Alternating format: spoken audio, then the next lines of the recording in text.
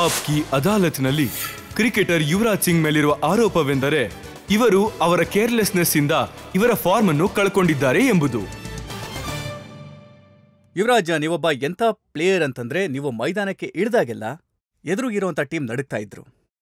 T20 world ಕಪ್ನಲ್ಲಿ 2 world ಕಪ್ನಲ್ಲಿ ನೀವು ತುಂಬಾ ಒಳ್ಳೆ ಬ್ಯಾಟಿಂಗ್ ಮಾಡಿದ್ರಿ. ಆದರೆ ಕಳೆದ ಕೆಲವು ವರ್ಷಗಳಿಂದ ನೋಡ್ತಾ ಇದ್ದೀವಿ, IPLನ 14ನೇ ಮ್ಯಾಚಲ್ಲಿ ನೀವು ಕೇವಲ 255 ರನ್ ಮಾಡಿದ್ದೀರಿ. ವರ್ಲ್ಡ್ ಕಪ್ T20ನಲ್ಲಿ 5 ಮ್ಯಾಚಲ್ಲಿ 72 ರನ್ ಮಾಡಿದ್ದೀರಿ. ನಿಮ್ಗಿದು ಚೆನ್ನಾಗಿದೆ ಅನ್ಸುತ್ತಾ? ನೀವು ಕ್ಯಾಲ್ಕುಲೇಷನ್ ಮಾಡಿಕೊಟ್ಟಿದ್ದು ಒಳ್ಳೇದಾಯ್ತು. ನೀವು ಆ ವರ್ಲ್ಡ್ ಕಪ್ ಸ್ಕೋರ್ ಹೇಳಲಿಲ್ಲ, ಮೊನ್ನೆ ವರ್ಲ್ಡ್ ಕಪ್ ಸ್ಕೋರ್ ಹೇಳಲಿಲ್ಲ. ಒಳ್ಳೆ ಥರ ನೀವು 3rd ವರ್ಲ್ಡ್ ಕಪ್ ಸ್ಕೋರ್ ಹೇಳಿದ್ರಿ, ಅಲ್ಲಿ ನಾನು ಸರಿಯಾಗಿರಲಿಲ್ಲ. ಅದೇನಂದರೆ ಲಾಸ್ಟ್ 1 ಇಯರಿಂದ ನಾನು ತುಂಬ ಇಂಜೂರ್ಡ್ ಆಗ್ತಾ ಇದ್ದೇನೆ. ಅನ್ಫಾರ್ಚುನೇಟ್ಲಿ ಒಂದೇ ಕಡೆ ಜಾಸ್ತಿ ಇಂಜೂರ್ ಆಗಿರೋದ್ರಿಂದ ಮತ್ತೆ ವಾಪಸ್ ಕಮ್ ಬ್ಯಾಕ್ ಮಾಡಿ ಮತ್ತೆ ನಾರ್ಮಲ್ ಆಗಿ ಆಡೋದು ಕಷ್ಟ ಆಗ್ತಾಯಿತ್ತು.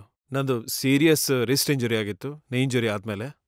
ಅದಾದಮೇಲೆ 3 ಥರ ಫ್ರ್ಯಾಕ್ಚರ್ ಆಗಿತ್ತು ಲಾಸ್ಟ್ ಸೀಸನ್ ನೆಕ್ ಇಂಜುರಿ ಆದಮೇಲೆ. ಅನ್ಫಾರ್ಚುನೇಟ್ಲಿ ನಾನು ತುಂಬ ಇಂಜೂರ್ಡ್ ಆಗ್ತಾ ಇದ್ದೀನಿ. ನಾನು ನಿಮಗೇನೋ ರೀಸನ್ ಕೊಡ್ತಾ ಇಲ್ಲ. ನಾನು ಇಂಡಿಯಾಗೆ ಆಡೋಕ್ಕೆ ಶುರು ಮಾಡಿ 10 ವರ್ಷ ಆಯಿತು. 10 ವರ್ಷ 15 ವರ್ಷ ಟೈಮಲ್ಲಿ ನಿಮ್ಮ ಫಾರ್ಮ್ ಯಾವಾಗಲಾದರೂ ಹಾಳಾಗತ್ತೆ. ಫಾರ್ಮ್ ಇಸ್ ಲೈಕ್ ಲೈಫ್, ಅವಾಗ ಮೇಲೆ ಅವಾಗ ಕೆಳಗೆ. ಸೊ ನನ್ನ ಕಡೆಯಿಂದ ಎಫರ್ಟಲ್ಲಿ ಏನೂ ಕಮ್ಮಿ ಇಲ್ಲ. ಐ ಆಮ್ ಶ್ಯೂರ್ ಫಾರ್ಮ್ ಸದ್ಯಕ್ಕೆ ಕೆಟ್ಟೋಗಿದ್ರು ಹತ್ರದಲ್ಲೇ ಫಾರ್ಮ್ ಸರಿ ಹೋಗುತ್ತೆ. ಗ್ಯಾರಿ ಕರ್ಸ್ಟನ್ ಹೇಳ್ತಾರೆ, ಅವರು ವರ್ಲ್ಡ್ ಕಪ್ ಆಡೋದಕ್ಕಿಂತ ಹೋದಾಗ 3 ಜನ ಪ್ಲೇಯರ್ಗಳು ಫಿಟ್ ಆಗಿರಲಿಲ್ಲ ಅಂತ ಹೇಳ್ತಾರೆ. ಅದರಲ್ಲಿ ನಿಮ್ಮ ಹೆಸರು ಕೂಡ ಇತ್ತು.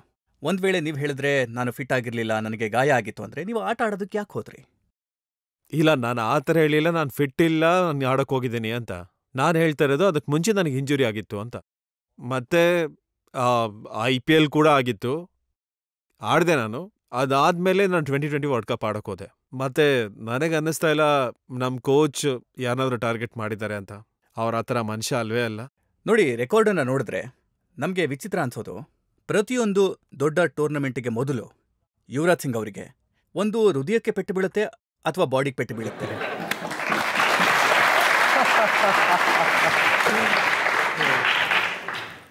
ಹೃದಯಕ್ಕಂತೂ ತುಂಬಾನೇ ಏಟ್ ಆಗಿದೆ. ಇವಾಗ ಬಾಡಿ ಮೇಲೆ ಆಗ್ತಾ ಇದೆ. ಸೊ ಹೋಪ್ ಎಲ್ಲ ಬೇಗ ಸರಿ ಹೋಗುತ್ತೆ ಅಂತ. ರಿಕವರ್ ಆದ್ರೆ ಚೆನ್ನಾಗಿರತ್ತೆ. ಬೆರಳಿಗೆ ಗಾಯ, ಕೈ ಗಾಯ, ಭುಜಕ್ಕೆ ಗಾಯ, ಬಹುಶಃ ಯಾವುದೇ ಜಾಗ ಉಳಿದಿಲ್ಲ ಅಂತ ಅನ್ಸುತ್ತೆ ಆಪರೇಷನ್ ಆಗದೆ ಇರೋವಂಥದ್ದು. ಲಕಿಲಿ ನಂದು ಇದುವರೆಗೂ ಆಪರೇಷನ್ ಆಗಿಲ್ಲ, ಬಟ್ ಏಟ್ ಆದ್ರೆ ತುಂಬಾ ಆಗಿದೆ. ಅಂದ್ರೆ ನಿಮ್ಗೆ ಅನ್ಸೋದಿಲ್ವಾ, ಸಾಕಷ್ಟು ಕ್ರಿಕೆಟನ್ನು ಆಡೋದ್ರಿಂದ ಸಾಕಷ್ಟು ಪೆಟ್ಟಾಗುತ್ತೆ ಮತ್ತೆ ರಿಕವರ್ ಆಗೋದಕ್ಕೆ ಸಮಯ ಸಿಗೋದಿಲ್ಲ ಅಂತ? ಇಲ್ಲ, ಆಗಲ್ಲ. ಸೊ ಯಾವಾಗಲಿಂದ ಈ T20 ಫಾರ್ಮ್ಯಾಟ್ ಬಂದಿದೆ, ಕ್ರಿಕೆಟ್ ಬೇರೆ ಲೆವೆಲ್ಗೆ ಹೊರಟೋಗಿದೆ. ಮುಂಚೆ ಬರೀ 50 ಓವರ್ಸ್ ಟೆಸ್ಟ್ ಮ್ಯಾಚ್ ಇರ್ತಾ ಇತ್ತು. ಯಾಕೆಂದರೆ ಈಗ ಜನ T20ನೇ ಜಾಸ್ತಿ ಇಷ್ಟಪಡ್ತಾರೆ. ಯಾಕೆಂದರೆ ಫಾಸ್ಟ್ ಪೇಸಲ್ಲಿ ಗೇಮ್ ನಡೆಯುತ್ತೆ. ಸೊ ಆಬ್ವಿಯಸ್ ದಟ್ ನೀವು ಯಾವುದೇ ಕೆಲಸ ಅತಿಯಾಗಿ ಮಾಡಿದಾಗ ಸೊ ಇಂಜೂರ್ಡ್ ಆಗೋ ಚಾನ್ಸಸ್ಸು ಜಾಸ್ತಿನೇ ಇರುತ್ತೆ. ಆದರೆ ಆ್ಯಸ್ ಎ ಪ್ರೊಫೆಷ್ನಲ್ ನಿಮ್ಮ ಬಾಡಿನ ನೀವು ಚೆನ್ನಾಗಿ ನೋಡ್ಕೋಬೇಕು. ನಿಮಗೆ ಗೊತ್ತಿರಬೇಕು ನಿಮಗೆ ಯಾವ ಕ್ರಿಕೆಟ್ ಇಂಪಾರ್ಟೆಂಟು, ಯಾವ ಫಾರ್ಮ್ಯಾಟ್ ಇಂಪಾರ್ಟೆಂಟು ಅಂತ. ನಿಮಗೆ ಯಾವ ವರ್ಷ important, and as A player ನೀವು ನಿಮ್ಮನ್ನು ಎಷ್ಟು ಇಂಪ್ರೂವ್ ಮಾಡ್ಕೋತೀರಾ ಅಂತ. ಆಸ್ ಅ ಪ್ರೊಫೆಷನಲ್ ನಿಮ್ಮ ಬಾಡಿನ ನೀವು ಕೇರ್ ಮಾಡಿ. ಸಂದೀಪ್ ಪಾಟೀಲ್ ಒಂದ್ಸಲ ಹೇಳಿದ್ರು, ಯುವರಾಜ್ ಸಿಂಗ್ ಎಂಥ ಆಟಗಾರ ಅಂದ್ರೆ ಯಾರ ಮಾತನ್ನು ಕೇಳೋದೇ ಇಲ್ಲ. ಅವ್ರಿಗೆ ನೀವು ಎಷ್ಟಾದರೂ ಹೇಳಿ ಅವರು ಅವರದ್ದೇ ರೀತಿಲಿ ಆಟ ಆಡ್ತಾರೆ. ನೀವು ಎಷ್ಟಾದರೂ ಹೇಳಿ ಅವರು ಅವರದ್ದೇ ಸ್ಟೈಲಲ್ಲಿ ಫೀಲ್ಡಿಂಗ್ ಮಾಡ್ತಾರೆ. ಅದಕ್ಕೆ ಅವರಿಗೆ ಪೆಟ್ಟಾಗುತ್ತೆ. ನಾನು ಎಲ್ಲರೂ ಹೇಳೋದು ಕೇಳ್ತೀನಿ, ಆದರೆ ಮಾಡೋದು ನನಗೆ ಹಿಂಗೆ ಬೇಕು ಹಾಗೆ. ಬಿಕಾಸ್ ಐ ಫೀಲ್ ಯಾವ ಥರ ನಾನು ಕಂಟ್ರಿಗೆ ಆಡಿದ್ದೀನಿ, ಯಾವ ಜಿದ್ದಿಂದ, ಯಾವ ಪ್ಯಾಷನಿಂದ, ಡೆಡಿಕೇಶನ್ ಮತ್ತು ಹಾರ್ಡ್ ವರ್ಕಿಂದ ನಾನು ಬಂದಿದ್ದೀನಿ. ನಾನು ಅದನ್ನೇ ಫಾಲೋ ಮಾಡ್ತೀನಿ. ಯಾಕೆಂದರೆ ನಂದು ಅಟ್ಯಾಕಿಂಗ್ ಫೇಮ್ ಆಫ್ ಮೈಂಡ್ ಇದೆ, ಸ್ವಲ್ಪ ಅಗ್ರೆಸಿವ್.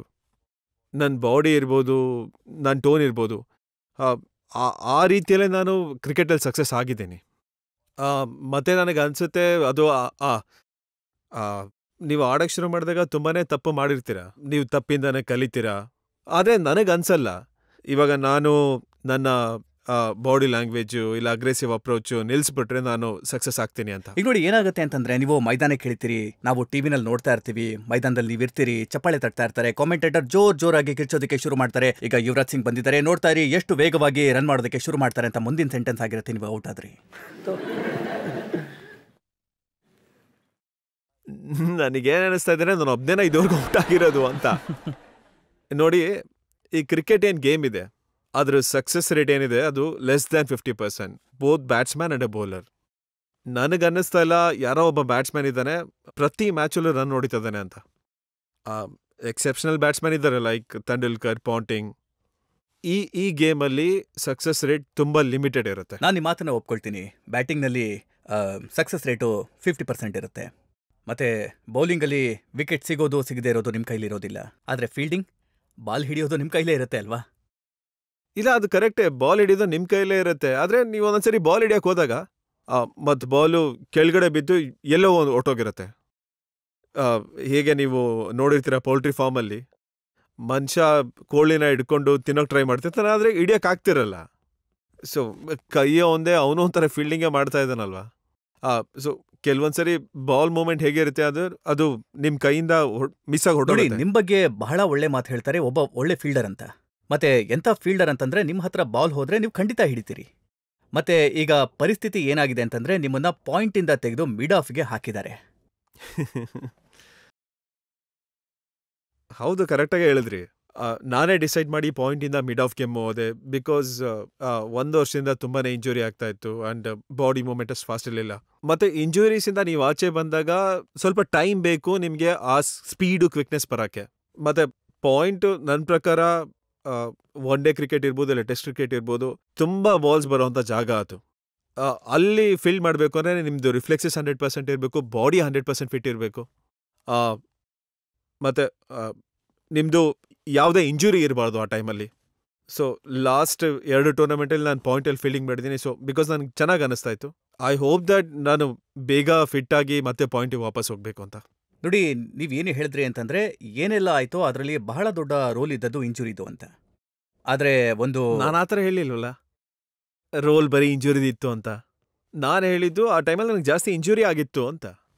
ಆದರೆ ಅದರ ಪರಿಣಾಮ ಬಿದ್ದದ್ದು ನಿಮ್ಮ ಪರ್ಫಾರ್ಮೆನ್ಸ್ ಮೇಲೆ. ಹೌದು, ಖಂಡಿತ. ಆದರೆ ನ್ಯೂಸ್ ಪೇಪರ್ನಲ್ಲಿ ಪ್ರಿಂಟ್ ಆಗಿದ್ದೇನು, IPLನಲ್ಲಿ ನೀವು ಆಡಬೇಕಾದ್ರೆ ನೀವು ಬೇಕು ಅಂತಾನೆ ಅಂಡರ್ ಪರ್ಫಾರ್ಮೆನ್ಸ್ ಮಾಡಿದ್ರಿ, ಯಾಕಂದ್ರೆ ಕಿಂಗ್ಸ್ 11ನಲ್ಲಿ ಸಂಘಕಾರನ ಕ್ಯಾಪ್ಟನ್ ಮಾಡಿದ್ರು ಅಂತ.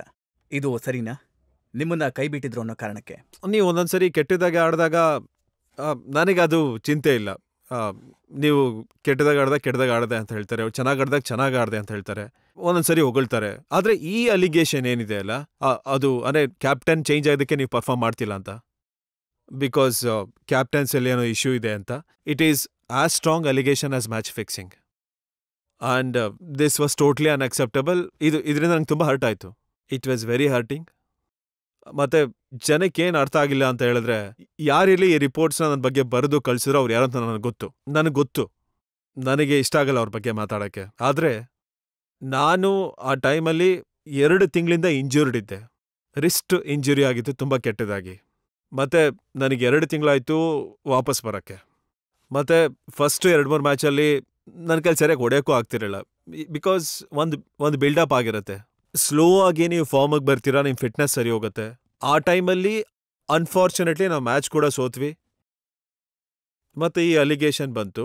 ನಾನು ಸಂಘಕಾರ ಜೊತೆ ಕೂತ್ಕೊಂಡು ಮಾತಾಡಿದೆ and I was very happy ಈ ವಾಸ್ ಕ್ಯಾಪ್ಟನಿಂಗ್ ದ ಟೀಮ್. ಮತ್ತು ಶ್ರೀಲಂಕಾ ಕ್ಯಾಪ್ಟನ್ ಕೂಡ ಆಗಿದ್ರು ಅವರು. ಮತ್ತು ನಮ್ಮ ಫ್ರಾಂಚೈಸಿ ಕೂಡ ಅವರೇ ಕ್ಯಾಪ್ಟನ್ ಆಗಲಿ ಅಂತ ಹೇಳ್ತಾ ಇದ್ರು. ಆದರೆ ನೀವಂತೂ ಡೆಫಿನೆಟ್ಲಿ T20ಯ ಅದ್ಭುತವಾದ ಆಟಗಾರ, T20ಯ ಸಾಕಷ್ಟು ಎಕ್ಸ್ಪೀರಿಯನ್ಸ್ ಇರುವಂಥ ಆಟಗಾರ, T20ಯ ಸಾಕಷ್ಟು ದೊಡ್ಡ ಸ್ಟಾರ್ ನೀವು. ನಿಮ್ಗೆ ಅನ್ನಿಸ್ತಿಲ್ವಾ ಸಂಘಕಾರನಂತ ವ್ಯಕ್ತಿಯ ಕ್ಯಾಪ್ಟನ್ ಕೈ ಕೆಳಗೆ ಆಡ್ಬೇಕಾಯ್ತಲ್ಲ? ಇಲ್ಲ, ಖಂಡಿತ ಆ ಥರ ಈಗೋ ಇಶ್ಯೂ ಎಲ್ಲ ಏನಿಲ್ಲ. ಅವ್ರ ಕ್ಯಾಪ್ಟನ್ನು, ನಾನು ಅವ್ರ ಅಂಡರ್ ಆಡ್ತೀನಿ. ಆಸ್ ಎ ಕ್ಯಾಪ್ಟನ್ ತುಂಬ ದೊಡ್ಡ ಹಾನರ್ ಆಡೋದು. ನಾನು ಪಂಜಾಬ್ನ 2 ವರ್ಷ ಕ್ಯಾಪ್ಟನ್ ಮಾಡಿದ್ದೆ. ಫಸ್ಟ್ ಟೈಮ್ ನಾವು ಸೆಮಿಫೈನಲ್ ಹೋಗಿದ್ವಿ. ಸೆಕೆಂಡ್ ಇಯರ್ ನಾವು ಲಾಸ್ಟ್ ಮ್ಯಾಚ್ ಗೆದ್ದಿದ್ರೆ ಸೆಮಿಫೈನಲ್ಗೆ ಹೋಗ್ತಿದ್ವಿ. Unfortunately V didn't. ಸೊ ಆ ಥರ ಅಂತ ಈಗೋ ಇಶ್ಯೂ ಏನಿಲ್ಲ. ಇವ್ರ ಅಂಡರಲ್ಲಿ ಆಡ್ಬೇಕು. ಸಂಘಕಾರ ವರ್ಲ್ಡ್ ಕ್ಲಾಸ್ ಪ್ಲೇಯರ್ ಅವರು. ಇಲ್ಲ ಬೇರೆ ಯಾರೇ ಪ್ಲೇಯರ್ ಇರಲಿ, ಧೋನಿ ಅವ್ರ ಅಂಡರ್ ಆಡಿದ್ದೀನಿ, ಇಲ್ಲ ಬೇರೆ ಯಾರೋ ಕ್ಯಾಪ್ಟನ್ ಇರಲಿ. ಸೊ ಆ ಥರ ಈಗೋ ಇಶ್ಯೂಸ್ ಏನಿಲ್ಲ. ಇದೆಲ್ಲ ಸುಮ್ಮನೆ ಹೈಪ್ ಕ್ರಿಯೇಟ್ ಮಾಡೋಕ್ಕೆ, ಇಲ್ಲ ಕಾಂಟ್ರವರ್ಸಿ ಮಾಡೋಕ್ಕೆ ಈ ಥರ ಎಲ್ಲ ನ್ಯೂಸ್ ಹರಡಿಸ್ತಾರೆ. ಜನತೆಯಿಂದ ಯಾರಾದರೂ ಪ್ರಶ್ನೆ ಕೇಳ್ತೀರಾ? ಒಮ್ಮೊಮ್ಮೆ ನೀವು ವಿಫಲರಾದಾಗ ಯಾವ್ದ್ರ ಮೇಲೆ ನಿಮಗೆ ಹೆಚ್ಚು ನಂಬಿಕೆ ಇರುತ್ತೆ? ಭಗವಂತನ ಮೇಲ, ಪರಿಶ್ರಮದ ಮೇಲ? ದೇವ್ರ ಮೇಲೆ ನಂಬಿಕೆ ಎಲ್ರಿಗೂ ಇದ್ದೇ ಇರುತ್ತೆ. ಮತ್ತು ಹಾರ್ಡ್ ವರ್ಕ್ ಅದು ಬೇಕೇ ಬೇಕು. ಸೊ ನಿಮ್ಮ ಸಕ್ಸಸ್ ಕಮ್ಮಿ ಆದಾಗ ಹಾರ್ಡ್ ವರ್ಕ್ ಇನ್ನೂ ಜಾಸ್ತಿನೇ ಬೇಕು. ಹಾಗೆ ಕೆಲವು ಕ್ರಿಕೆಟರ್ಸ್ಗೆ ಕೆಲವು ಮೂಢನಂಬಿಕೆಗಳು ಕೂಡ ಇರುತ್ತವೆ ಅಲ್ವಾ? ಅಂದ್ರೆ ಗ್ರೌಂಡಿಗೆ ಹೋದ ತಕ್ಷಣ ಅವರು ಕೆಲವು ಆಚರಣೆಗಳನ್ನ ಮಾಡ್ತಾರೆ. ಅದು ಎಲ್ರದ್ದು ಬೇರೆ ಬೇರೆ ಥರ ಇರುತ್ತೆ. ಫಾರ್ ಎಕ್ಸಾಂಪಲ್, ಈಗ ಒಬ್ಬ ಪ್ಲೇಯರ್ ತುಂಬ ಚೆನ್ನಾಗಿ ಪರ್ಫಾರ್ಮ್ ಮಾಡ್ತಿದ್ದಾಗ ಅವ್ರಿಗೆ ಅನ್ಸಕ್ಕೆ ಶುರು ಆಗುತ್ತೆ, ಸೊ ಈ ಬ್ಯಾಟಿಂದನೇ ಬರ್ತಿದೆ, ಈ ಬ್ಯಾಟಿಂದ ಪರ್ಫಾರ್ಮ್ ಮಾಡ್ತಿದ್ದೀನಿ ಅಂತ. ಕೆಲವೊಂದು ಪ್ಲೇಯರ್ಸ್ಗೆ ಲೆಫ್ಟ್ ಪ್ಯಾಡ್ ಫಸ್ಟ್ ಹಾಕೋತಾರೆ, ಆಮೇಲೆ ರೈಟ್ ಪ್ಯಾಡ್ ಹಾಕೋತಾರೆ. ಸೊ ಅದೊಂಥರ ಅವ್ರ ವಿಶ್ವಾಸ ಹಂಗಿರುತ್ತೆ. ನಾನು ಚಿಕ್ಕವನಿದ್ದ ಕೇಳಿದ್ದೆ ಸಚಿನ್ ಲೆಫ್ಟ್ ಪ್ಯಾಡ್ ಫಸ್ಟ್ ಹಾಕೋತಾರೆ ಅಂತ. ಸೊ ನಾನು ಅದನ್ನೇ ಫಾಲೋ ಮಾಡ್ತೀನಿ, ಅದನ್ನೇ ಕಾಪಿ ಮಾಡ್ತೀನಿ. ನಮ್ಮ ಟೀಮಲ್ಲಿ ಒಬ್ರು ಪ್ಲೇಯರ್ ಇದ್ದಾರೆ, ಶ್ರೀಶಾಂತ್. ಅವನಾದ್ರೆ ಬಸ್ಸಿಂದ ಇಳಿಯೋದೇ ಇಲ್ಲ, ಎಲ್ಲೂ ಇಳಿಯೋವರೆಗೂ ಎಳ್ಕೊಂಬರ್ಬೇಕು ಬಸ್ಸಿಂದ. ಅದ್ಯಾಕೆ? ಅವ್ರ ನಂಬಿಕೆ ಅದು, ಅವ್ರು ಲಾಸ್ಟಲ್ಲಿ ಹೇಳಿದ್ರೆ ಪರ್ಫಾರ್ಮೆನ್ಸ್ ಚೆನ್ನಾಗಿರುತ್ತೆ ಅಂತ. ಇವಾಗ ಇದನ್ನು ಕೇಳ್ಬಿಟ್ಟು ಶ್ರೀಶಾಂತ್ ಬಸ್ಸಿಂದ ಫಸ್ಟ್ ಇಳಿತಾನೆ, ನೋಡ್ತಾ ಇರಿ. ನ್ಯೂಸ್ ಪೇಪರ್ನಲ್ಲಿ ಒಂದು ಇಂಟ್ರೆಸ್ಟಿಂಗ್ ವಿಷಯ ಪ್ರಿಂಟ್ ಆಗಿದೆ. ಏನಂದ್ರೆ ಅವರ ಪರ್ಫಾರ್ಮೆನ್ಸ್ ಹಾಳಾಗಿರೋದಕ್ಕೆ ಕಾರಣ ಅವರ ಕೇತುವಿನ ಅಂತರ್ದೆಸೆ ಹಾಳಾಗಿರೋದೇ ಕಾರಣ. ಮತ್ತೆ ಜ್ಯೋತಿಷಿಗಳ ಪ್ರಕಾರ ಡಿಸೆಂಬರ್ 2010 ನಂತರ ಯುವರಾಜ್ ಸಿಂಗ್ ಅವರ ಸದ್ಯದ ಪರಿಸ್ಥಿತಿ ಬದಲಾಗಿ ಹೋಗುತ್ತೆ. ಸೊ ಹಾಗಿದ್ರೆ ಇನ್ನೂ 4 ತಿಂಗಳು ವೆಯ್ಟ್ ಮಾಡಬೇಕು. ಹಾಗಿದ್ರೆ ನಾವು ನಂಬಿಕೆ ಇಡೋಣ, 2011ರಲ್ಲಿ ವರ್ಲ್ಡ್ ಕಪ್ ಏನು ನಡೆಯುತ್ತಲ್ಲ, ಅದರಲ್ಲಿ ಯುವರಾಜ್ ಸಿಂಗ್ ಅವರು ವರ್ಲ್ಡ್ ಕಪ್ನ ನಮಗೆ ಗೆದ್ದು ಕೊಡ್ತಾರೆ ಇಂಡಿಯನ್ ಟೀಮ್ಗೆ. ರಾಹು ಕೇತು ಏನೇ ಇರ್ಬೋದು, ನಾನು ಇದನ್ನೆಲ್ಲ ನಾನು ನಂಬಲ್ಲ. ನಾನು ನಂಬೋದೇನು ಅಂದರೆ ನಮ್ಮ ಕಂಟ್ರಿನ ರೆಪ್ರೆಸೆಂಟ್ ಮಾಡೋದು, ಹಾರ್ಡ್ ವರ್ಕ್ ಮಾಡೋದು, ಡೆಡಿಕೇಶನ್ ಹಾರ್ಡ್ ವರ್ಕಿಂದ ಆಡೋದು. ಕೆಲವರು ಇದನ್ನೆಲ್ಲ ನಂಬ್ತಾರೆ, ಆದರೆ ನಾನು ಅಷ್ಟೆಲ್ಲ ನಂಬಲ್ಲ ಇದನ್ನು. ಮತ್ತೆ ಇಂಪ್ರೂವ್ ಮಾಡೋಕ್ಕೆ ಏನು ಮಾಡ್ತೀರಿ? ಇಂಪ್ರೂವ್ ಮಾಡ್ಕೊಳ್ಳೋಕ್ಕೆ 10 ವರ್ಷದಿಂದ ಏನು ಮಾಡ್ಕೊಂಡು ಬರ್ತಾ ಇದ್ದೀನಿ. ಸೊ ಹಾರ್ಡ್ ವರ್ಕ್, ನಮ್ಮ ಗೋಲ್ಸ್ ಅಲ್ಲಿವರೆಗೂ ರೀಚ್ ಆಗಕ್ಕೆ ಏನು ಮಾಡಬೇಕು, ನಮ್ಮ ನೆಕ್ಸ್ಟ್ ಸೀರೀಸ್ ಏನಿದೆ ಅದ್ರ ಮೇಲೆ ಕಾನ್ಸಂಟ್ರೇಟ್ ಮಾಡ್ತಾ ಇದ್ದೀನಿ. Australia, New Zealand, south Africa. ಮತ್ತು ಎಷ್ಟು ಒಳ್ಳೆ ಶೇಪಲ್ಲಿ ಬಾಡಿ ಇದ್ದರೆ, ಸ್ಟ್ರಾಂಗ್ ಆಗಿದ್ದರೆ, ಮತ್ತು ಮೆಂಟಲಿ ಫೋಕಸ್, ಡಿಸ್ಟ್ರಾಕ್ಷನ್ಸ್ ಕಡಿಮೆ ಇದ್ದರೆ ಇದರಿಂದ ದೂರ ಇರಬೇಕು. ನ್ಯೂಸ್ ಪೇಪರ್ ಕಮ್ಮಿ ಓದಬೇಕು, ಟಿ ವಿ ನೋಡಬಾರ್ದು, ಮತ್ತು ಜಸ್ಟ್ ಕ್ರಿಕೆಟ್ ಮೇಲೆ ಫೋಕಸ್ ಮಾಡಬೇಕು. ಮತ್ತೆ ನಿಮ್ಮ ಬಾಡಿ ಮೇಲೆ ಕೂಡ ನಾವು ಗಮನಿಸ್ತಾ ಇದ್ವಿ, ನೀವು ಮೈದಾನಕ್ಕೆ ಬರಬೇಕಾದ್ರೆ ನಿಮ್ಮ ಹೊಟ್ಟೆ ಕಾಣಿಸೋದಕ್ಕೆ ಶುರುವಾಗ್ತಾ ಇತ್ತು. ಅದು ಒಂದು ಬೇರೆ ಥರ ಅಲಿಗೇಷನ್ ಆಗಿತ್ತು, ಪರ್ಫಾರ್ಮೆನ್ಸ್ ಸರಿ ಇಲ್ಲದೆ ಇದ್ದಾಗ. ಸೊ ಹೇಳೋಕ್ಕೆ ಶುರು ಮಾಡ್ತಾರೆ, ನಿಮ್ಮ ವೆಯ್ಟ್ ಜಾಸ್ತಿ ಆಗಿದೆ, ನಿಮ್ಮದು ಪರ್ಫಾರ್ಮೆನ್ಸ್ ಸರಿಗಿಲ್ಲ, ನೀವೆಲ್ಲ ಆಚೆ ತಿರುಗಕ್ಕೆ ಹೋಗಿದ್ದೀರಾ. ಐ ಡೋಂಟ್ ಥಿಂಕ್ ನಾನೇನೊಂದು 10 kg ವೆಯ್ಟ್ ಜಾಸ್ತಿ ಮಾಡ್ಕೊಂಡು ಬಂದಿರಲಿಲ್ಲ. ವೆಯ್ಟ್ ಅಷ್ಟು ಜಾಸ್ತಿ ಆಗಿಲ್ಲ. ಜನಕ್ಕೆ ಏನು ಅರ್ಥ ಆಗಲ್ಲ ಅಂದರೆ, ಇಂಜುರೀಸ್ ಆದಾಗ ನನಗೆ ಹೇಳಿದ್ರು ನೀವು ಓಡಬಾರ್ದು ಅಂತ. ಸೊ ನೀವು ಓಡಿದಾಗ ಇಂಜುರಿ ಇನ್ನೂ ಜಾಸ್ತಿ ಆಗತ್ತೆ. ಇಟ್ಸ್ ಇಂಪಾರ್ಟೆಂಟ್ ದಟ್ ನೀವು ಇವಾಗ ರೆಸ್ಟ್ ಮಾಡಿ ಅಂತ. ಇದೆಲ್ಲ ರಿಕವರ್ ಆದಮೇಲೆ ಟ್ರೈನಿಂಗ್ ಸ್ಟಾರ್ಟ್ ಮಾಡೋದು. ನಿಮ್ಮ ಹೊಟ್ಟೆ ದಪ್ಪ ಆಗಿದ್ದಕ್ಕೆ ಕಾರಣ ಏನು ಅಂತ ಹೇಳಲಿಲ್ಲ. ಹೊಟ್ಟೆ